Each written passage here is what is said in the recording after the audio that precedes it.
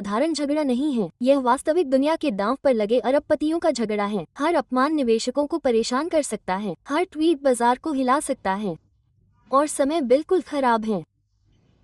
अमेरिकी डॉलर में कमजोरी के संकेत दिख रहे हैं। पिछले 6 महीनों में इसकी कीमत में 10% से ज्यादा की गिरावट आई है। ये 50 से ज्यादा सालों में डॉलर का सबसे खराब प्रदर्शन है। आखिरी बार ऐसा 1973 में हुआ था। और जले पर नमक छिड़कने वाली बात यह है कि दूसरी मुद्राओं में तेजी आ रही है। उदाहरण के लिए यूरो में 12% से ज्यादा की तेजी आई है, स्विस फ्रैंक में 13% से ज्यादा की तेजी आई है, जापानी येन में करीब 8% की तेजी आई है। यहाँ तक कि सोना भी अमेरिकी डॉलर से बेहतर प्रदर्शन कर रहा है। इस साल सोने में 25% की तेजी आई है।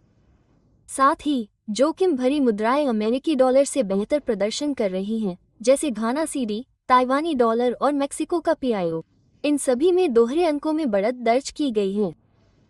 तो एक स्पष्ट बदलाव है। निवेशक अमेरिकी डॉलर से दूर जा रहे हैं। उन्होंने अभी तक अमेरिकी मुद्रा को डंप नहीं किया है, लेकिन वे निश्चित रूप से विविधीकरण कर रहे हैं। वे जोखिम कम करने की कोशिश कर रहे हैं। और इस भावना को क्या प्रेरित कर रहा है? विशेषज्ञ अमेरिकी राष्ट्रपति डोनाल्ड ट्रंप को दोषी मानते हैं। आर्थिक नीति पर उनके मिश्रित संकेत, टैरिफ पर उनका लगातार आगे पीछे होना और अमेरिकी फेडरल रिजर्व और उसके प्रमुख जेरोम पॉवेल पर उनके लगातार हमले। ट्रंप ने पदभार संभालने के बाद से ही फेड की स्वायत्तता को चुनौती दी है। वो जेरोम पॉवेल को हटाना चाहते हैं और उनकी जगह किसी वफादार को नियुक्त करना चाहते हैं, लेकिन ट्रंप ऐसा नहीं कर सकते। वो फेडरल रिजर्व के अध्यक्ष को नहीं हटा सकते क्योंकि फेडरल रिजर्व के प्रमुख का कार्यकाल 4 साल का होता है। राष्ट्रपति उसे नहीं हटा सकते। इसलिए ट्रंप वही कर रहे हैं जो वो कर सकते हैं। वो फेड प्रमुख पर हमला कर रहे हैं। फेड के प्रमुख के रूप में हमारे पास एक मूर्ख है। वो एक मूर्ख है। प्रमुख की बात करें तो क्या आपके पास कोई शीर्ष विकल्प है? मेरे पास है। मेरे पास 2 या 3 शीर्ष विकल्प हैं। इस तरह की टिप्पणियों से निवेशकों में घबराहट है और यह सब डॉलर की प्रतिष्ठा को नुकसान पहुंचा रहा है, जिससे निवेशक सोना, यूरो, फ्रैंक और येन जैसी अन्य संपत्तियों की ओर बढ़ रहे हैं। और यह अमेरिका के लिए अच्छा संकेत नहीं है। कमजोर डॉलर आयात को महंगा कर सकता है। यह मुद्रास्फीति को बढ़ावा दे सकता है। इससे अमेरिकी कर्ज महंगा हो सकता है। दरअसल मई के महीने में रेटिंग एजेंसी मूडीज ने अमेरिका के कर्ज को घटा दिया। उसने अमेरिका की क्रेडिट रेटिंग AAA से घटाकर AA कर दी। अब AAA या AAA एक सोने का मानक है। AAA रेटिंग वाला कोई भी कर्ज सुरक्षित निवेश माना जाता है। 2 महीने पहले तक अमेरिका के पास ये दर्जा था, लेकिन अब उसने इसे खो दिया है। और मूडीज ने इस डाउनग्रेड के लिए कई कारण बताए, जैसे अमेरिका पर भारी कर्ज, लगभग $37 ट्रिलियन का राष्ट्रीय कर्ज। यह एक ऐसा कर्ज है जो अमेरिकी सरकार ने अपने खर्चों को पूरा करने के लिए लिया है, लगभग $37 ट्रिलियन। अब इन कर्जों पर ब्याज भुगतान पर नजर डालें। ब्याज $950 बिलियन से अधिक है। ये हर साल ब्याज के रूप में बहुत अधिक पैसा जाता है। जाहिर सी बात है कि यह एक बड़ी चिंता का विषय है। मूडीज ने रेटिंग घटाने की एक और वजह टैक्स में कटौती और वाशिंगटन में राजनीतिक गतिरोध को बताया है। आसान शब्दों में कहें तो अमेरिका ज्यादा कर्ज ले रहा है, वो ज्यादा ब्याज चुका रहा है और अपने रेवेन्यू को दुरुस्त करने में नाकाम हो रहा है। निवेशकों के लिए ये साफ संकेत है। डॉलर की कीमत में गिरावट और अमेरिकी सरकार का अपने बहीखातों को मैनेज करने में संघर्ष, इससे निवेशकों का अमेरिका पर भरोसा कम हुआ है। उनकी उधारी की लागत बढ़ सकती है और इसका असर हर किसी पर पड़ेगा। इससे महंगाई बढ़ सकती है। इससे सिर्फ अमेरिकी नागरिकों को ही नहीं बल्कि पूरी दुनिया को नुकसान हो सकता है। मैं आपको बताता हूँ क्यों। अमेरिकी डॉलर और अमेरिकी सरकार का कर्ज वैश्विक वित्त के स्तंभ हैं। दुनिया के 58% से ज्यादा कैश रिजर्व अमेरिकी डॉलर में हैं। 58%। ये रिजर्व केंद्रीय बैंकों के पास हैं। इसलिए कमजोर डॉलर का असर इन सभी पर पड़ता है। और फिर हमारे पास अमेरिकी सरकार का कर्ज है। अमेरिकी सरकार के 20% से ज्यादा बॉन्ड विदेशियों के पास हैं और इनमें से ज्यादातर निवेशक जापान जैसी सरकारों के हैं। अप्रैल में जापान के पास अमेरिकी सरकारी बॉन्ड में $3 ट्रिलियन से ज्यादा थे। यूनाइटेड किंगडम $800 बिलियन से ज्यादा निवेश के साथ दूसरे और चीन $750 बिलियन से ज्यादा निवेश के साथ तीसरे नंबर पर था। इसलिए सरकारों और केंद्रीय बैंकों ने बड़ी मात्रा में नकदी अमेरिकी डॉलर और अमेरिकी ऋण में जमा कर रखी है। आज वे दोनों ही दबाव में हैं। अगर वाशिंगटन ने इसे ठीक नहीं किया तो पूरी दुनिया को नुकसान होगा।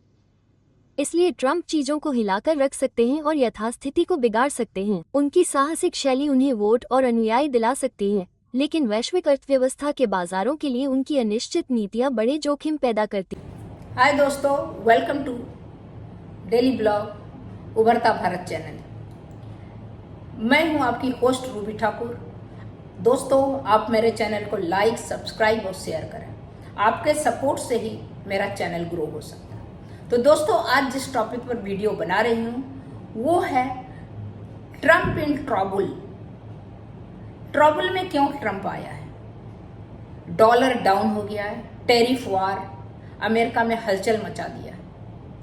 ट्रम्प डॉलर क्राइसिस एक्सप्लेन कर रही हूं अभी मैं। डॉलर की वैल्यू गिर रही है, टैरिफ बढ़ रहा है, ट्रम्प हो गया टेंशन में। तो क्या अमेरिका की इकोनॉमी डगमगाएगी? क्या ग्लोबल ट्रेड वार फिर से जोर पकड़ेगा?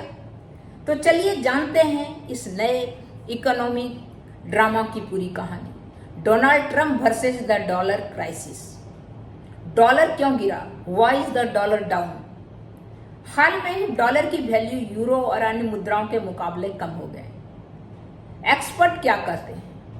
इंटरेस्ट रेट की अनिश्चितता, फेड एंड मॉनेटरी पॉलिसी में बदलाव, चीन और ब्रिक्स देशों द्वारा डॉलर को बाईपास करने की कोशिशें। ट्रम्प की परेशानी बढ़ गई है। क्या परेशानी है? Why is Trump worry? Donald Trump फिर से चुनावी दौड़ में है और वो दावा करते हैं कि अमेरिका तब मजबूत था जब मैं राष्ट्रपति था, लेकिन अब जब डॉलर गिर रहा है, टैरिफ बढ़ रहा है, तो उनकी आलोचना भी बढ़ रही है।